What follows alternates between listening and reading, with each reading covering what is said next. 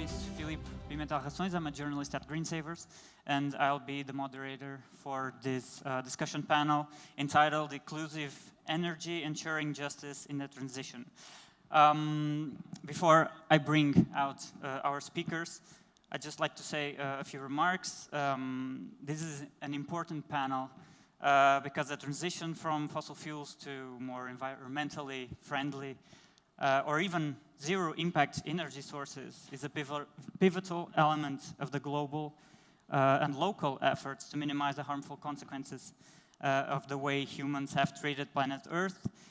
We have heard expressions like "leave no one behind" as the core of that path, but unfortunately there are some examples that that is not being actually followed. And as such, we have a world in transition, yes, but it seems that it has two or more different speeds. And without further ado, I'd like to welcome to the stage Adrian Griffiths from AEG Consulting. He's an enthusiast advocate for profitable sustainability and helps companies develop roadmaps towards it. Adrian, please.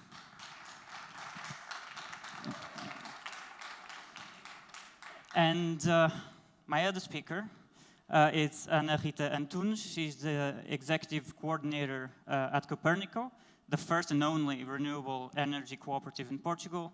And she is also an environmental engineer specializing in energy efficiency. Please, Anna. We have food oils turned into biofuel, and we are increasingly looking at green hydrogen as the answer to put an end to fossil fuel. Is that diversity, in your opinion, a sign that more and more people are realizing that this is the way to go and that there is actually money to make from sustainability and protecting the planet? Anna. Myself first. Yeah, okay.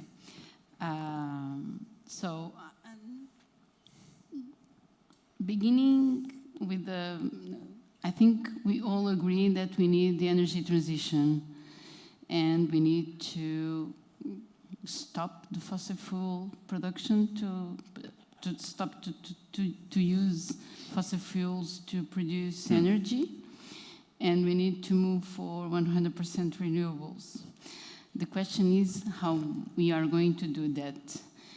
And I think we are going to need all the types and all the technologies possible in renewables. The question is how we are going to make the renewables sustainable. They are environmental sustainable, of course, if you compare with fossil fuel production, but in the social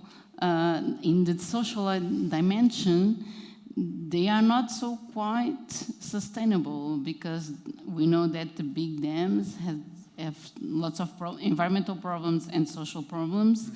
And then we need to combine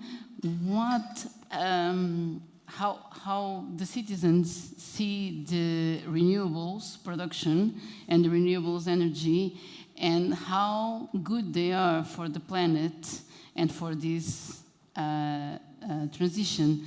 That's why cooperatives say that it's so important to make possible to this transition for renewable energy be so fair. We need to put the energy's justice in the equation of the energy transition. So yeah, we are going to need biofuels, but we can't have biofuels that are competing with food production. We need offshore wind, we need onshore wind, we need solar farms, but we need to put the citizens in the middle of all these questions and all these discussions. And cooperatives do that in the in a very good way, of course, I believe that, because we call the citizens to make the decisions with us. So cooperatives are made with the citizens that join a cooperative. So it's like when Copernico has our own General Assembly, we discuss with the citizens that are members, that are Copernic members, how we should produce our energy. Should we go for a wind farm? Should we go only for decentralized production? What do you want? What type of renewable energy do you want? And this is something that we need to do in a very massive way, because we need the citizens in our side, in the side of energy transition. And what we are seeing in Portugal is that now the citizens are starting to be against the big solar farms. And it's not because they don't like renewable energy. They like renewable energy. Of course, everyone likes renewable energy. But they don't feel that they were part of the discussion about the change in their landfills where they live. Mm-hmm. So that's what I think it's what we miss in this energy transition. And in the sustainable discussion about that is to involve more the citizens in the discussion. It's an actually inclusive transition. We will go into a bit more detail later on about how we can bring people into the center of these transformations. Okay. Adrian, do you agree? Do you think that this diversity of energy, alternative energy sources will actually help steer the way into the right path? I think there's a number of things probably that worth unpacking from what you've already said. I think we can all wholeheartedly agree that burning of anything with carbon in it has to stop. And the faster that it stops, the better. I mean, the world is spiraling out of control in terms of the carbon dioxide levels in the atmosphere.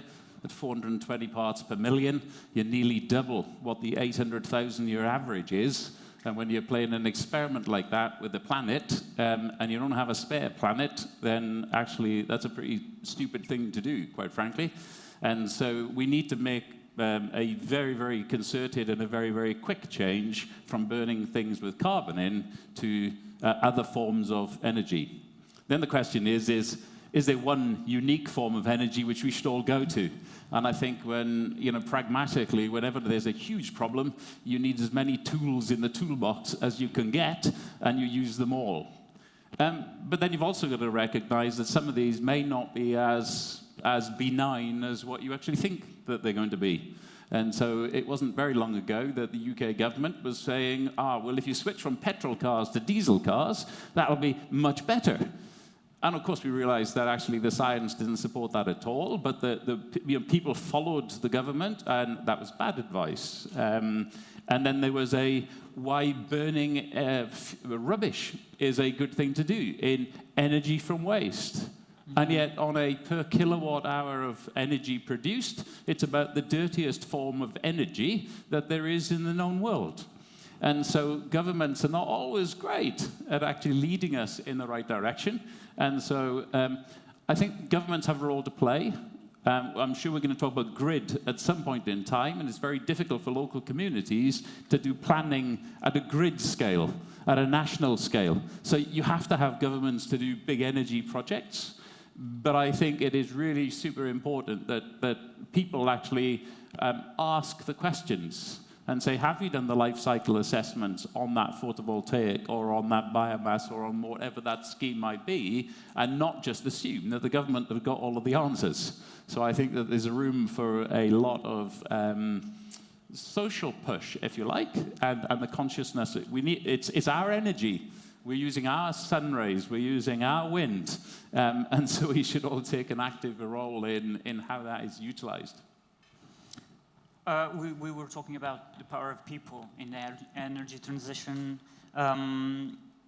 Frequently, when we hear about renewable energy projects and initiatives, it seems all coming from the top to the bottom without asking people what they actually want.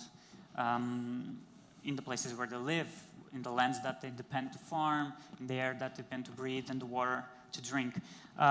Should there be a stronger engagement with local communities when it comes to the creation and implementation of these projects, and more decentralization, and actually giving people the tools to do themselves? Anna. There are lots of questions in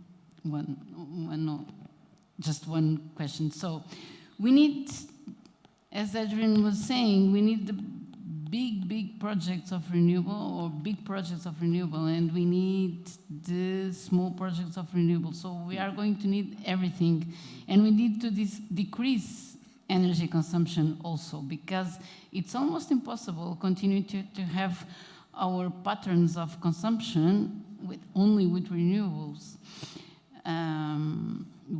We can't forget that one coal power plant can produce 8,000 hours per year, and one photovoltaic produces only 1,500 hours per year, and one wind farm produces 3,000 hours per year. So if you take a coal power plant and you put wind and solar, we need to put much more to produce the same amount of hours. So we need to think in energy consumption in another way, but that was not your question. So in your question, I think we need the big power projects, renewable power projects, and in that dimension, we need to involve more the citizens and the communities discussing how we are going to do that in that landfill, because usually we can't choose where we are going to put the wind farms or the solar farms. We need to choose the best place. Where is wind? Where is sun? Where is connections to the grid? And then after this, we need to discuss with that communities, and the communities should be involved. And there's lots of ways to involve the communities, but they need to be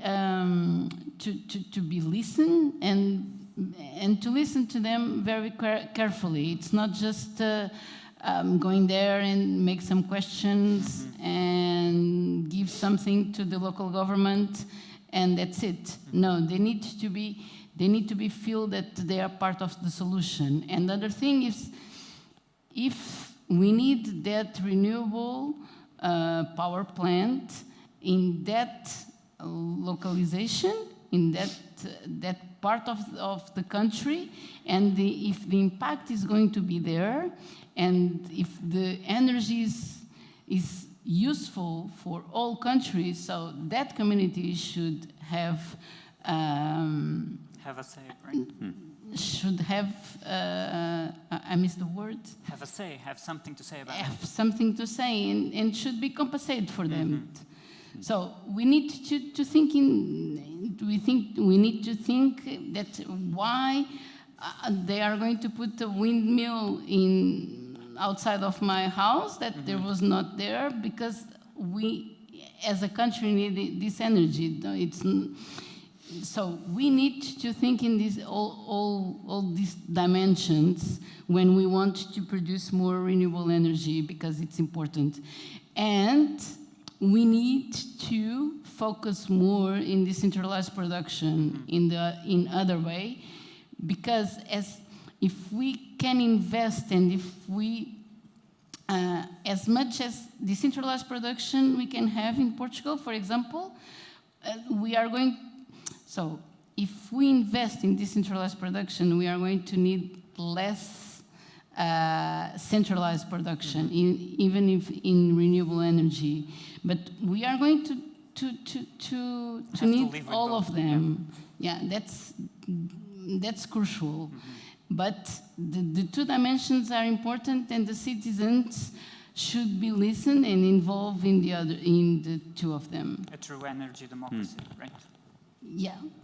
Adrian, do you agree that people should have more of a say in this? I do, but I'd just like to pick up one point, if I may, on the can renewables displace the current energy provision.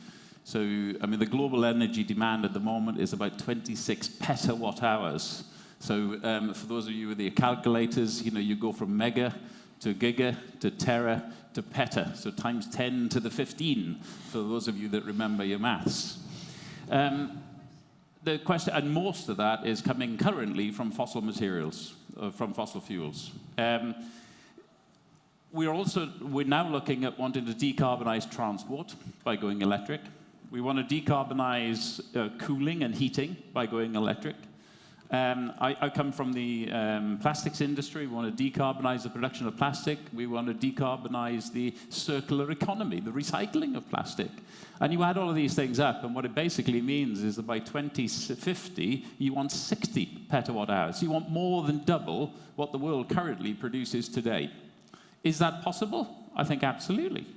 There is absolutely no doubt that things like offshore wind, floating offshore wind, technically can supply that, and can supply that by 2060. I'm working on a number of projects where people are looking at 2 gigawatts at a time. So I did a little calculation for some folks yesterday, and if you look at Portugal, Portugal has 1.7 million square kilometers of what you call the exclusive economic zone. That's the sea area that sits around Portugal, the Azores, and near Madeira. And so if you think about that, it's usually about 4 megawatts per square kilometer. So if you do the maths on that, Portugal itself could become a 7 terawatt generator on just offshore wind. And so it could supply vast amounts of energy. I think it actually could do the entire demand of energy in Portugal in 26 days if you were to build all of that out. But of course, do you really want to build all of that out? I mean, it's economical. It's one of the cheapest forms of energy that there is. It's technically feasible. But then you have to ask the local community, and you ask the fishermen, and you ask all the other people that actually want to use some of those economic exclusion zones for other purposes. And so I think that with all of these things, we have to go quickly, but we have to also tread carefully, and we have to include as many stakeholders in these things as we can. We don't want more diesel car recommendations or energy from waste recommendations. We need to make as few mistakes as we can, because, quite frankly, time is running out, and we haven't got too many goes at actually trying to sort out the energy within the world if we keep making a mess of it.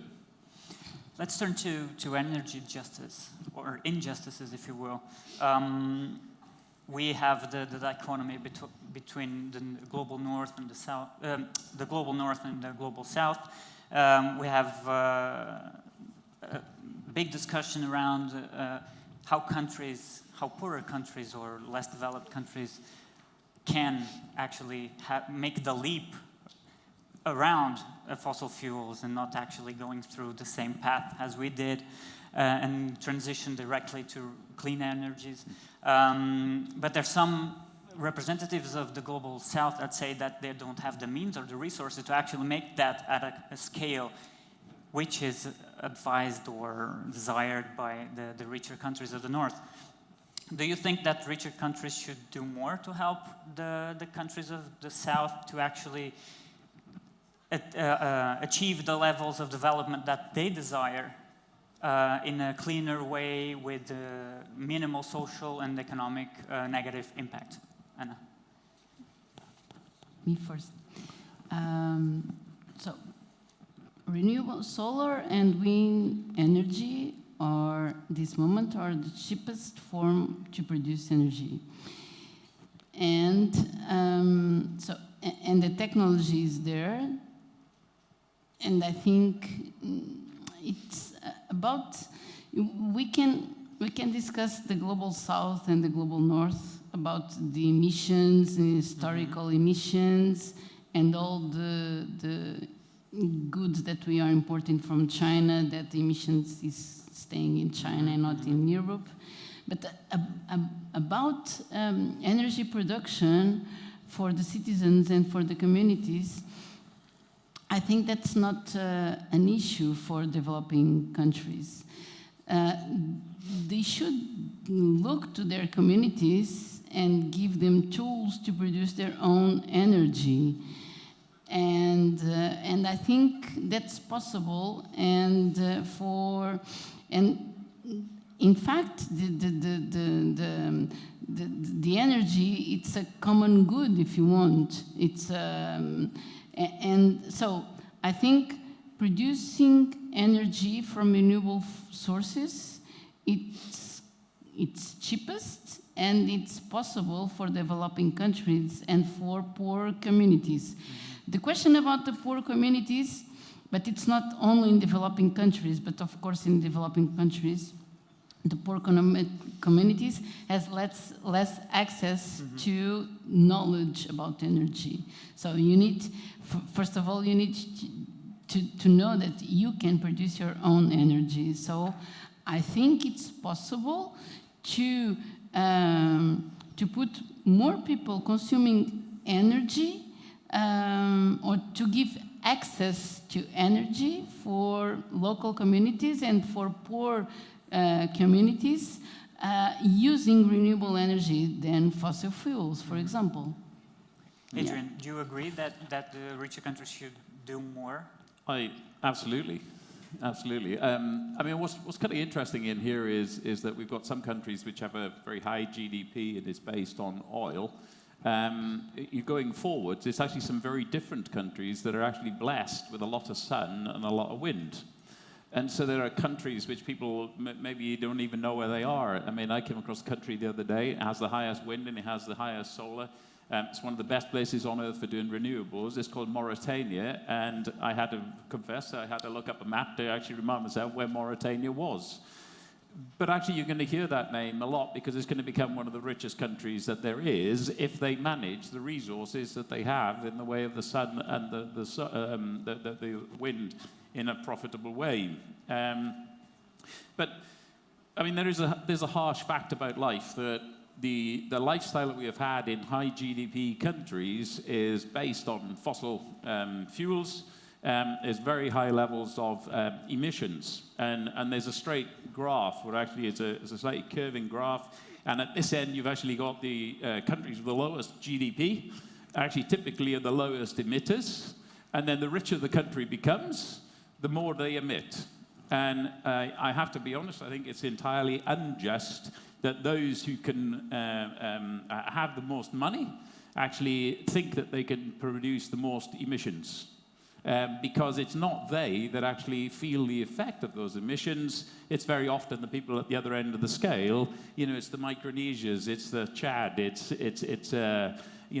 countries like that. You know, Bangladesh, places like this, Pakistan even. Pakistan was not poor. Pakistan is now poor because it's feeling the climate change caused by countries that are far, far richer than it.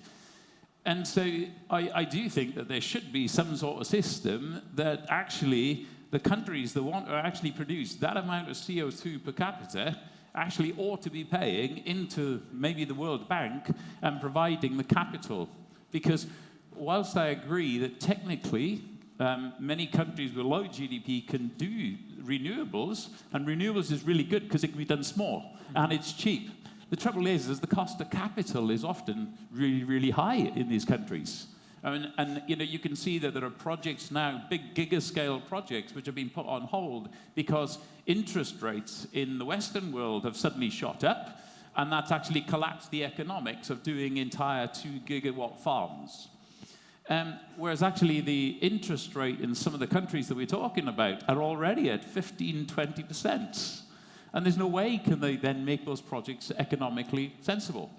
Whereas if you tax the high, rich emitters and put that money into a fund, which actually that brings the interest rate down to a sensible level via the World Bank to do schemes in some of these countries that don't have that at the moment, then I think that would be a good movement of capital.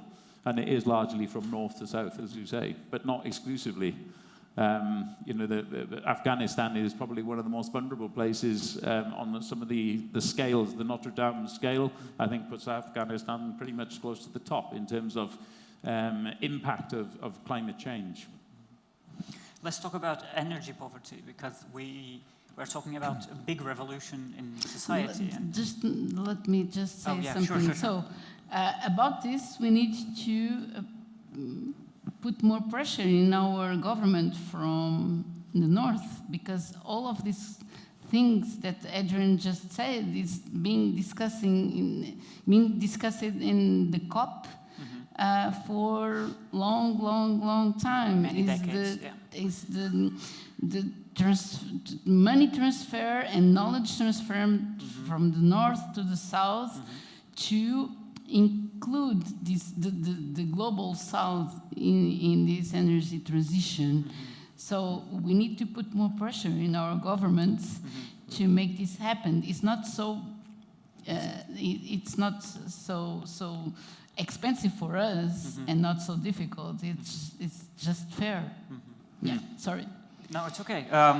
Energy poverty then. Yes. We are talking about energy transition, which is a massive revolution, and we are asking people to change the way that they have lived their lives. We have many cases of people here in Portugal as well, that they have to choose between paying some bills and actually paying the energy bill. Do you think that more support should be given to families, households, individuals to actually being able to get lifted from energy poverty? More support from the government to self-consumption and production even. Do you think that that is the way to go? Or a way to go? So let me try to think as engineering to solve this problem. And I think there is two ways to solve this problem. One is that energy poverty is other dimension of poverty. So usually it's linked with economic poverty. And one way that I think, at least in Portugal, that we can solve the problem of energy poverty is to rebuild our buildings in an efficient way, because we have a very good weather in Portugal, and if we had good buildings, at least none of us would need to heat or cooling the house. So, and that's 30% of our energy consumption. So it was very simple to solve at least 70% of the problem of energy poverty in Portugal is to rebuild in an efficient way our buildings, and it's not the social tariff of our in energy build is it's good, and it helps people to pay the energy bill in the end of the month. But it's like to take a pill. Don't solve the problem. Not a cure. Yeah.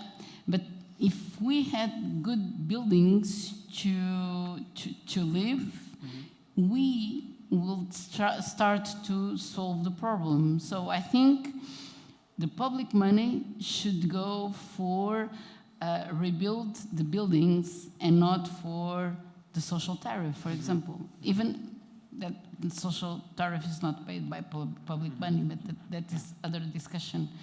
But yeah, I think it's that way. Adrian, do you agree that we should take another look at the way that our homes are built to actually save energy? It's our homes, it's our lifestyles, it's our consumption. I mean, it's the whole piece. In terms of poverty, I mean, look, a way a nation looks after its poor is it defines the character of the nation. I forget who it was that said that, but I'm sure that's not my quote. But the only thing I'd say in connection with renewables is that it is the lowest cost of electricity that is available. And so, what we need to be doing is actually building it out more quickly, turning off the expensive fossil fuel, because it's expensive economically, but it's crucifyingly expensive environmentally, which is causing all sorts of issues. And so the faster we can turn it off and move to renewables, then the better it is even for the poor in society.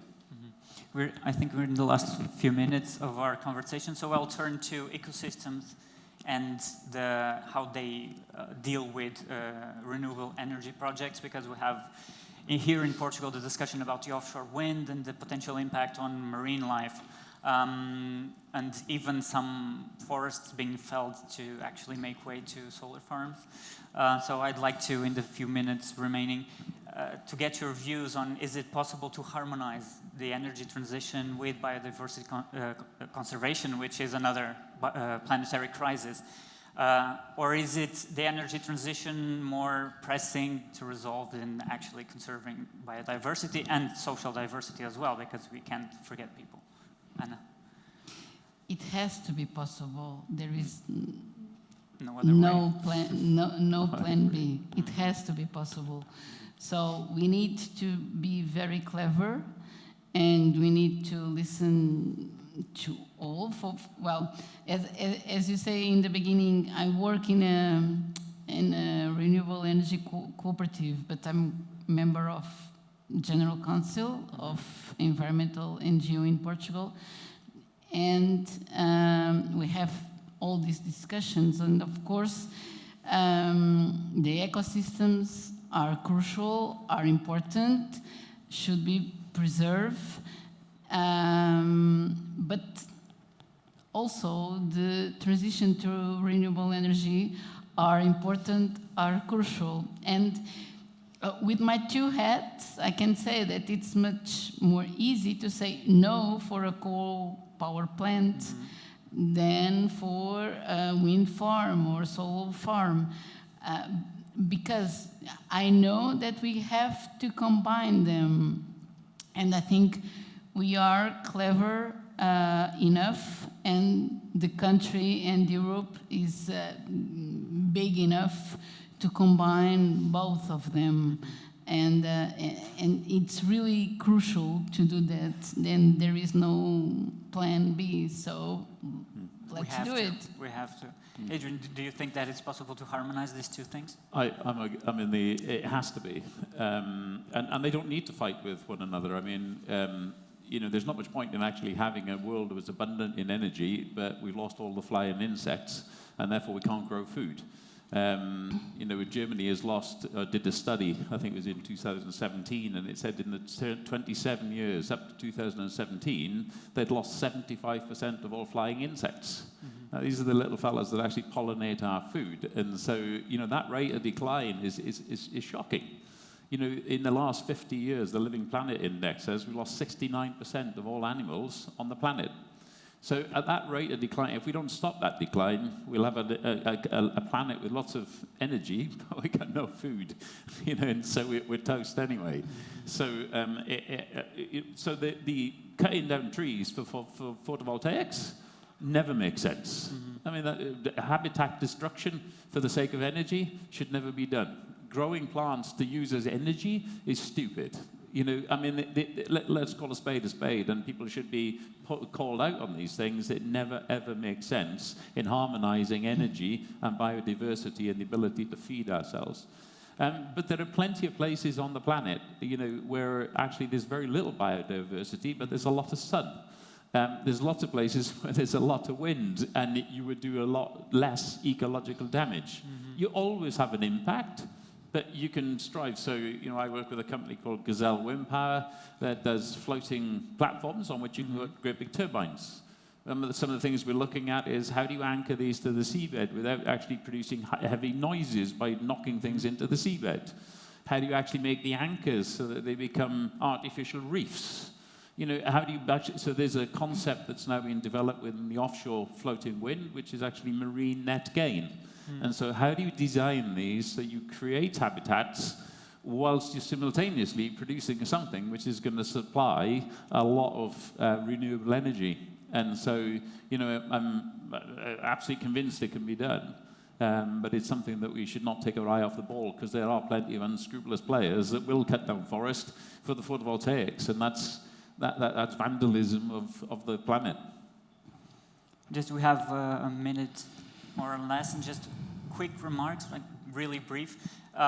What can we do to actually increase people's voices in these decisions to make renewable energy projects? What are your recommendations working at a cooperative? Start to build an energy community, or start to build your own energy cooperative in your neighborhood. Start to speak about energy in your neighborhood. Mobilizing communities. If the citizens doesn't want or has something against to say about renewables energy, so we have to say how we want to do this to be done, because we all want to go to renewables energy. So we need to organize ourselves to say that. Adrian, how do you think that we can make happen this energy democracy? I was once working on a project. It was a very small wind turbine owned by a local dairy. A lot of the people in the community didn't like the wind turbine, so the owner of the dairy sold it to the local community. Then all of a sudden, the local community, they really loved it, because number one, it was giving them low-cost energy. But what also happened was that they actually got a lot more connected to where their electricity came from. And so they all started fitting timers on things, and so they would only do their washing when it was windy. They would only, use the tumbler, So they suddenly started actually realizing that electricity isn't just something that comes out of the socket in the wall, and that's somebody else's problem. They recognized that that thing on the top of the hill going around, if that was going around, then that was the time to use electricity. If it wasn't going around, turn everything off. And actually, so getting that connectivity between, the electricity and the community, I think has all sorts of social benefits. There were communities that actually came together to talk about the wind turbine, which was great. They would never have come together before. They'd all been sat in front of the TV at night actually watching whatever they were going to watch. But now there was a community whose sole purpose was to work on how do they maximize the value of the asset that suddenly was theirs. And I think that the more we can do that in society, the better. Well, we're out of time. Many questions would have come to light, but that's what it is. Thank you very much for your time and your presence, and thank you very much for my distinguished speakers. Thank you. Thank you. Thank